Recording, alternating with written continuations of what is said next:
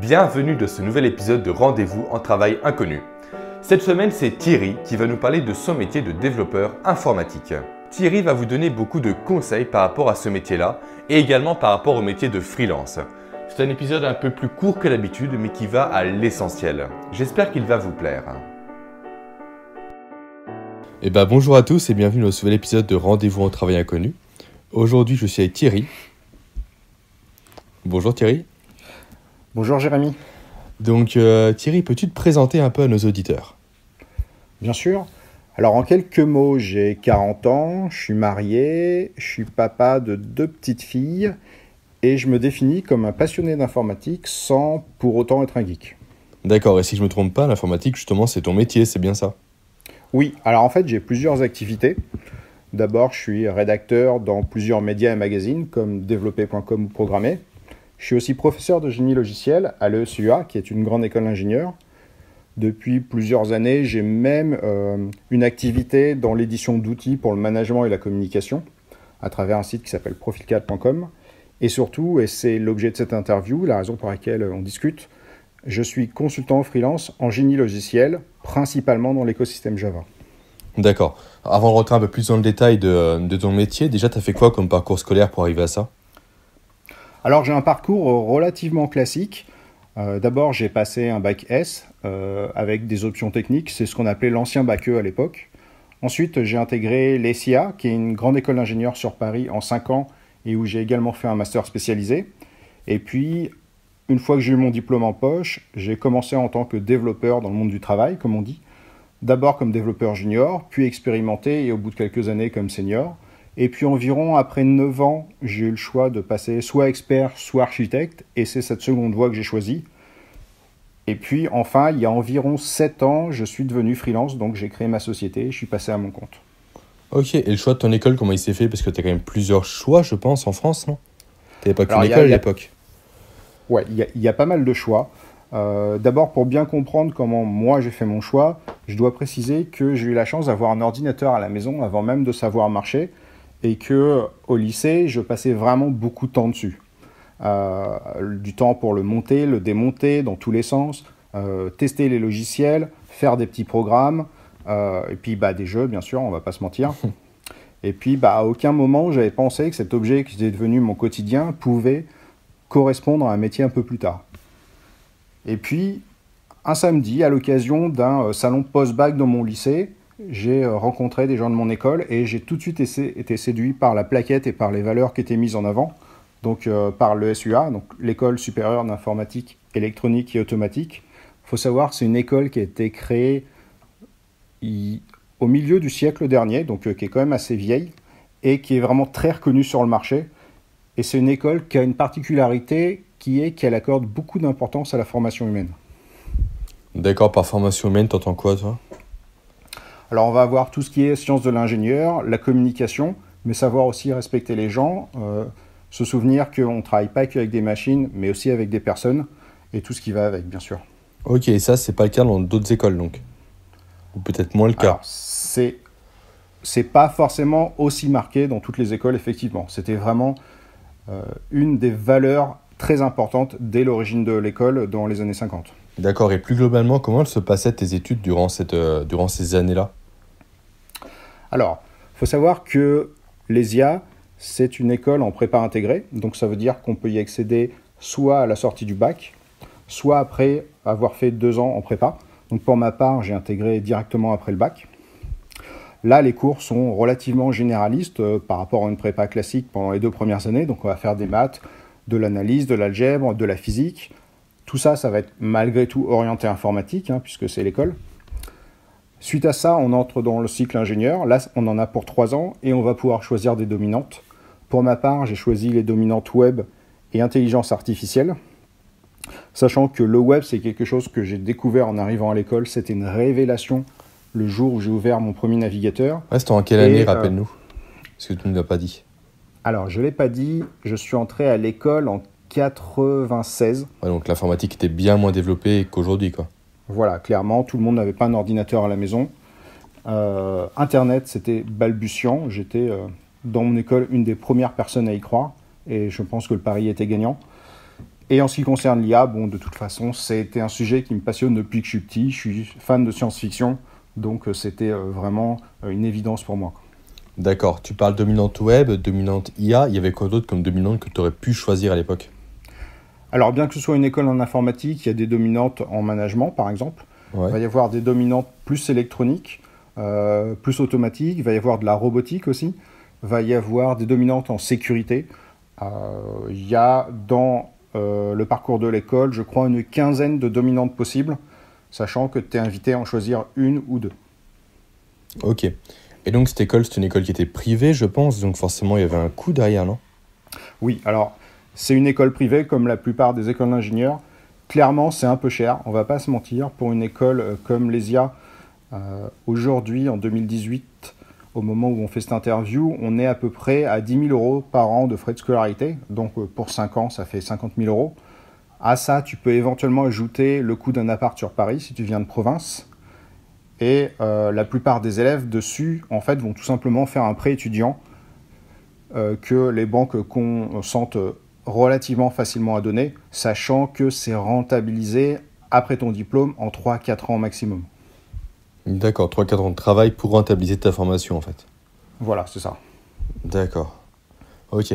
Donc tes études, on a vu ça ensemble. Maintenant, au niveau de ton quotidien en tant que développeur, comment ça se passe? Qu'est-ce que tu fais tous les jours? Tu as des récurrences, des journées types? Alors, d'abord, mon métier, c'est d'être ingénieur avant tout. Donc, c'est trouver des solutions aux problèmes de mes clients. Et, bon, je dis ça, je dis pas grand-chose. Moi, en fait, j'ai pas vraiment de journée type. Par contre, j'ai quand même un ensemble de tâches qui reviennent de façon relativement récurrente. D'abord, je suis plutôt quelqu'un du matin. Donc, j'aime bien arriver un peu plus tôt pour profiter du calme relatif avant que tous mes collègues débarquent, pour faire le point, par exemple. Comme je reçois beaucoup de mails, notamment des comptes rendus, je passe pas mal de temps dans ma boîte aux lettres. J'ai malheureusement pas le temps de tous les lire. J'ai un ensemble de réunions auxquelles je dois assister de façon récurrente, notamment parce que je travaille beaucoup avec les méthodes agiles.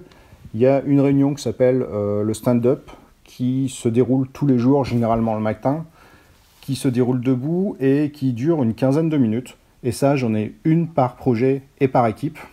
Donc comme je suis amené à intervenir sur plusieurs projets à la fois, et du coup j'ai plusieurs réunions tous les matins. Donc tu es souvent debout le matin en fait. Comment? Donc tu es souvent debout le matin. Alors je suis souvent debout le matin, effectivement. Une bonne partie de mon temps, c'est aussi consacré à faire de la programmation ou du codage vraiment à proprement parler. Donc sachant que quand tu es développeur, en réalité tu passes moins de la moitié de ton temps réellement à taper du code, puisque la plus grosse partie de ton activité, ça va être de réfléchir, de concevoir des applications, de discuter avec le client. Et en tant qu'architecte, ça va même être un petit peu moins, on va être autour de 1/3 du temps.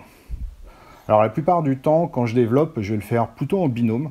C'est vraiment quelque chose qui est assez commun en informatique. On se met à deux sur le même PC et puis on avance comme ça de pair. Je vais aussi avoir des collègues qui corrigent mon travail et moi-même je vais corriger le travail de mes collègues. À côté de ça, je vais évidemment encore faire d'autres réunions, ne serait-ce que pour cadrer le besoin de mes clients, pour en discuter, pour avoir des points de conception. Et puis il y a surtout quelque chose auquel je tiens vraiment et qui est très important pour moi, c'est que je consacre entre 1 et 2 heures par jour, tous les jours, pour faire de la veille techno. Ça c'est important parce qu'on est dans un métier qui est en évolution. Et c'est un des rares métiers où il est vraiment important de continuer à se former sur toute sa vie. Et ça, je le fais non seulement pour moi, mais aussi pour mes clients.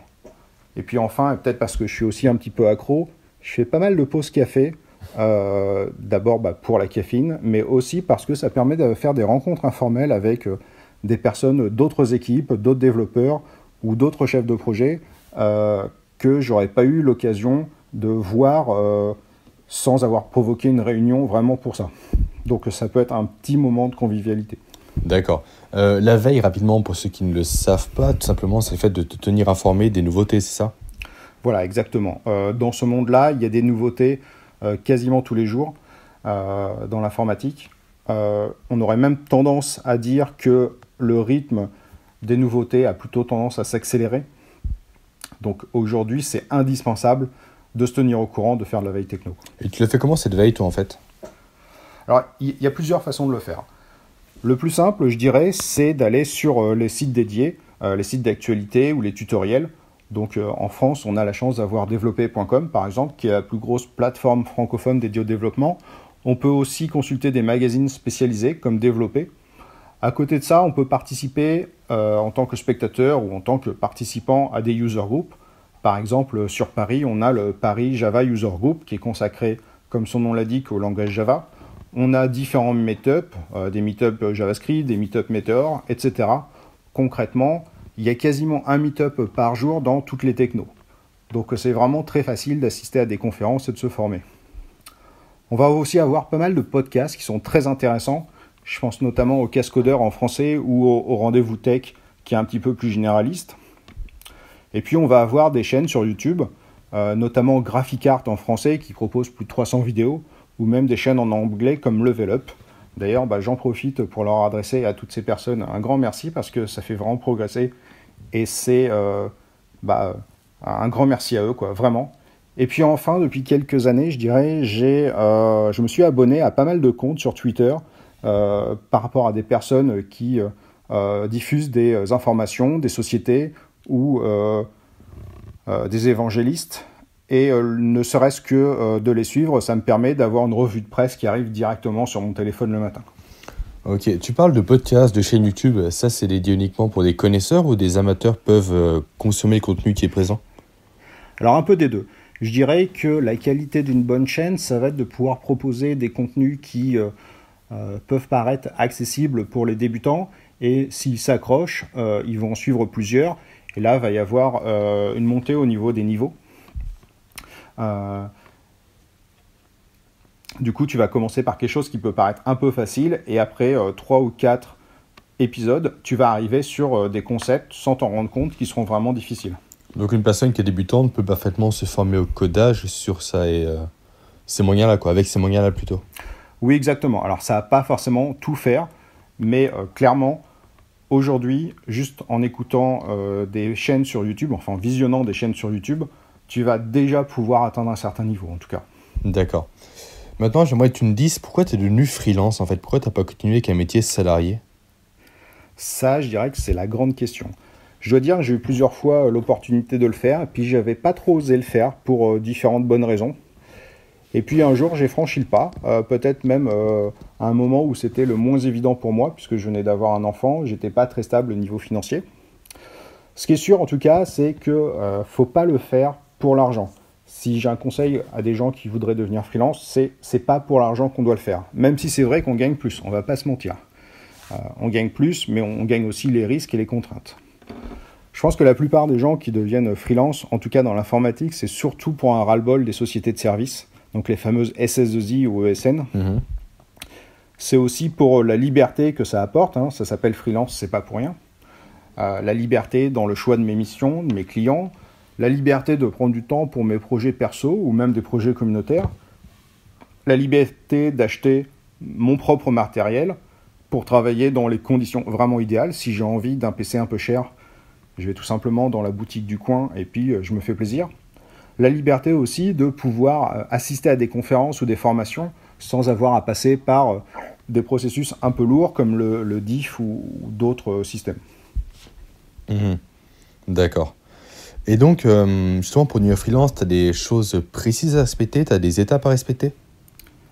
Alors, la première chose, je dirais, ça va être de choisir son statut. Tu peux par exemple être auto-entrepreneur, sauf que ça, tu vas être vite limité à travailler le soir et le week-end, puisqu'il y a des montants financiers à ne pas dépenser. En l'occurrence, au-delà de 32 000 €, ce n'est pas très intéressant, même si c'est facile au niveau de la compta.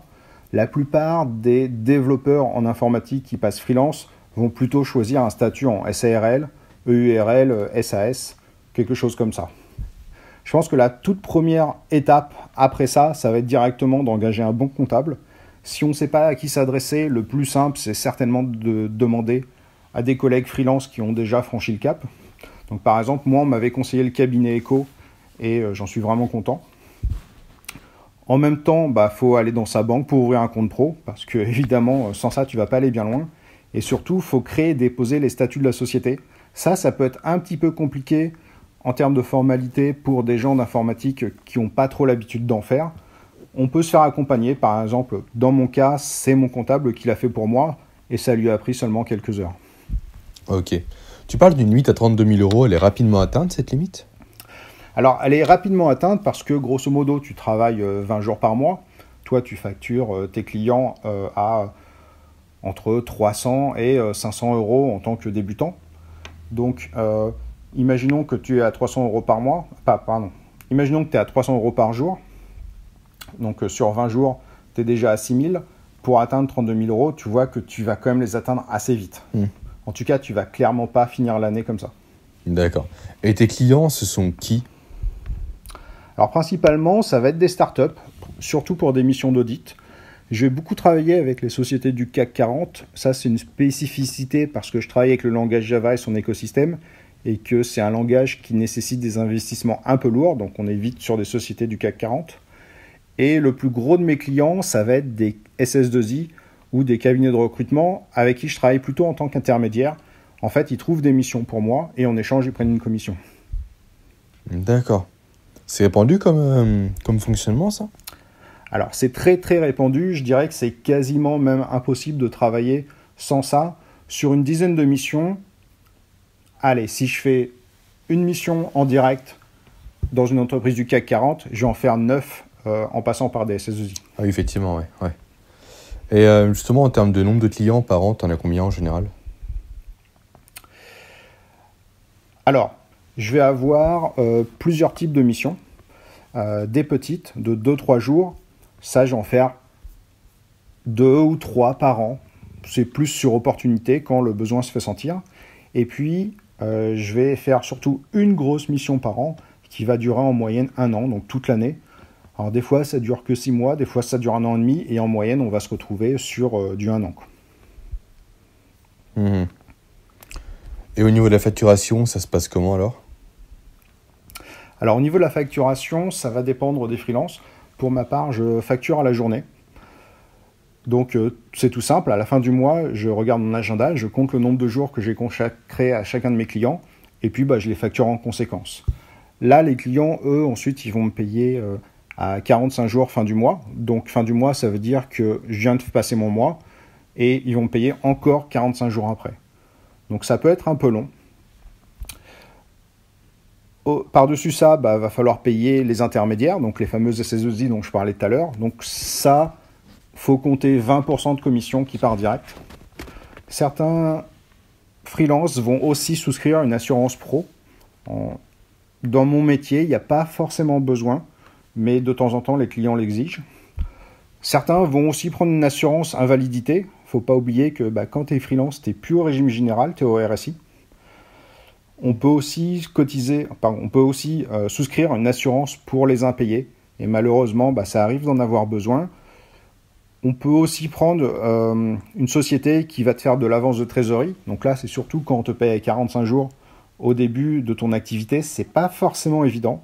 Donc il y a des sociétés qui, en échange évidemment d'une petite commission, peuvent avancer la trésorerie. Et puis surtout, il ne faut pas oublier que tu vas payer les impôts, la TVA d'abord, plus tout ce qui correspond à la fiscalité des sociétés.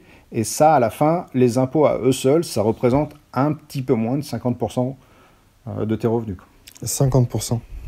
Ouais, ça veut dire que si tu imagines que tu factures une société 100 euros par jour, tu rajoutes la TVA, donc eux te payent 120. La TVA, de toute façon, tu la collectes, mais tu la reverses aussitôt. C'est pourquoi on parle toujours en hors taxe. Et sur ces 100 euros, tu vas avoir un certain nombre de dépenses, et sur les bénéfices qui te restent, tu as 50% qui partent directement à l'État. C'est énorme. Ouais, c'est assez énorme. Donc, il faut bien penser à mettre de côté, quoi. Ouais, tu m'étonnes. Et du coup, avec tout ça, tu peux espérer gagner combien en tant que développeur? Alors ça va dépendre de ton expérience, bien sûr. Ça va aussi dépendre de la techno dans laquelle tu travailles. Par exemple, sur Java, c'est mieux payé que le PHP, qui est une autre techno web. Quand tu débutes en sortie d'école, on va dire que ça va osciller entre 28 et 38 000 euros bruts par an. Donc ça va être selon la réputation de l'école. Donc si tu prends une école comme l'ESIA, qui est plutôt en haut de cet intervalle, on va plutôt être autour de 38 000 euros bruts en moyenne en sortie de l'école. Faut savoir que ça va quand même pas mal évoluer. Donc dès que tu vas avoir 5 ans d'expérience, tu devrais être autour des 45 000 euros. Avec 10 ans d'expérience, normalement, tu devrais être autour de 52 000 euros. Et puis, si tu décides de passer architecte ou expert, normalement, si tu ne te débrouilles pas trop mal, tu devrais être entre 60 et 70 000 euros. Maintenant, si tu passes freelance, forcément, tu vas gagner un petit peu plus. Par contre, les jours de maladie, ils ne sont pas payés. Les vacances, c'est pas facturé non plus. Et tu as toujours des risques d'intercontrat. D'accord, c'est des périodes de latence où tu n'as pas de travail, quoi, en fait. Voilà, ça peut être entre deux clients, si tu as 2-3 jours où tu ne travailles pas. Par exemple, tu as fini un jeudi et tu reprends que le lundi pour ton client suivant. Tu as 2 jours d'intercontrat, concrètement. Oui, d'accord. Et puis, pour ma part, j'ai lancé une activité, comme je l'ai indiqué plus tôt, qui s'appelle Profil 4. J'en ai lancé plusieurs, d'ailleurs. Et c'est évidemment un petit complément de revenus. Alors, il faut dire aussi que quand on commence en sortie d'école à 38 000 euros, il ne faut pas oublier que ça te classe directement dans une tranche de la population qui est clairement aisée. Il y a des gens qui ne gagneront même pas ça à la fin de leur vie. Donc ça, c'est quelque chose que j'oublie pas de rappeler à mes étudiants de temps en temps. Souvenez-vous que en sortie d'école, vous êtes direct des privilégiés et que ça ne va pas cesser de s'améliorer. Justement, le taux d'embauche au niveau de l'école, ça dit quoi? Alors en 2018, c'est très simple. Pour une école comme l'ESIA, concrètement, 100% des élèves ou 99% des élèves ont même trouvé un job avant la fin de leur étude, tout simplement parce qu'ils vont faire des stages. Et ils sont généralement pris en salarié direct à la fin de leur stage. Donc on peut dire que là, il y a vraiment 0 chômage dans ce métier pour les jeunes. Donc le domaine de l'informatique n'est pas du tout bouché alors? Alors absolument pas. On va même être dans une situation où encore maintenant, il y a une pénurie d'ingénieurs tous les ans. Il n'y a clairement pas de chômage dans ce métier actuellement. Alors ça ne veut pas dire qu'il n'y a pas d'intercontrat, mais du vrai chômage, il n'y en a pas. Ok, vu qu'on parle un peu des jeunes, justement, tu as des conseils à donner aux jeunes qui devraient faire du développement plus tard? Alors d'abord, je pense qu'on ne tombe pas dans ce métier par hasard. L'informatique, c'est une passion et évidemment, comme toute passion, il faut s'investir à fond. Un conseil, ça serait de participer aux différentes communautés. On a parlé des user groups, par exemple. Ça peut être vraiment bien d'y participer. Ne pas hésiter à partager ses connaissances aussi. Alors on peut le faire de différentes façons, sur différents médias. Certains vont préférer faire des conférences, d'autres vont écrire des articles, certains vont faire des blogs ou des vidéos. On peut tester un peu tous ces médias et choisir vraiment celui qui lui correspond. Il y en a qui vont vouloir participer à des projets open source. Donc moi, ce n'est pas mon cas, par exemple. Ce n'est pas quelque chose qui m'attire. Et puis surtout, il ne faut pas oublier, comme je l'ai déjà indiqué, que c'est un métier qui est en évolution constante et qu'il faut vraiment penser à se former toute sa vie.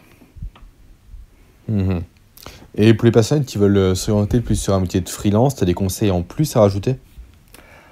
Alors d'abord, ça je l'ai déjà dit, il ne faut pas devenir freelance pour l'argent. Effectivement, on va gagner un peu plus, mais ce n'est pas une bonne raison de le faire. Et puis, puisqu'on est en train de parler d'argent, la première année, on va commencer à recevoir des chèques de ses clients qui sont relativement élevés, qu'on n'a pas forcément l'habitude d'avoir quand on est salarié, tout simplement, parce qu'on touche le vrai montant et pas juste le salaire net. Et il y a beaucoup de freelances qui se font avoir, qui ont tendance à flamber. Et quand arrivent les impôts dès la 2e ou la 3e année, là, ça fait mal si ton compte en banque il n'est pas provisionné en conséquence. Donc, premier conseil, ne pas flamber la première année, ne pas se laisser griser par les chèques qui arrivent. Mettre de côté. Il faut vraiment se constituer une trésorerie. Alors, pas seulement pour la première année, mais aussi parce qu'avoir un petit capital sur ton compte, ça va te permettre de vraiment profiter des libertés que t'accorde le statut de freelance. Ça va te permettre de choisir tes missions comme tu aimes, choisir tes missions et aussi tes clients. Et puis, il y a aussi un truc que beaucoup de freelances ont du mal à faire, c'est de prendre des vacances. Donc, prendre des vacances, ça peut sembler relativement facile, mais ça l'est pas beaucoup, surtout quand tu vois que tes jours de congé ne sont pas facturés. Tu vois que les montants non facturés s'additionnent très vite. Et il y a beaucoup de freelances qui vont avoir tendance à ne pas prendre de vacances. Et je dois dire que ça a été mon cas dans une grande mesure. Et forcément, tu accumules de la fatigue, tu accumules de l'énervement. Et au final, tu ne profites pas tant que ça du statut de freelance que tu as recherché. Donc, un bon conseil, ne pas oublier de penser à soi et de prendre des vacances. Ok. Je pense que j'ai fait le tour des questions que j'avais à te poser. Tu as des choses à rajouter, toi, ou pas? Bah écoute, je pense que c'est déjà une interview assez conséquente. Je te remercie d'avoir pensé à moi, bien sûr. Bah, merci à toi surtout. Et puis bah voilà, c'est la fin de l'épisode. Et bah si vous l'avez aimé, bah, n'hésitez pas à le faire savoir dans les commentaires. Quant à toi Thierry, bah à une prochaine pour d'autres projets Ok. qu'on a en commun. Merci beaucoup Puis et bonne puis soirée à à toi. bientôt. Salut. Allez, au revoir.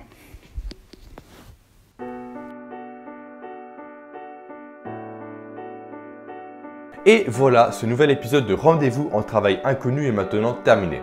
J'espère qu'il vous aura plu et que Thierry aura aidé certains d'entre vous à trouver leur vocation. Maintenant, n'hésitez pas à partager cette vidéo, à vous abonner à la chaîne YouTube et surtout à réagir dans les commentaires. À très vite.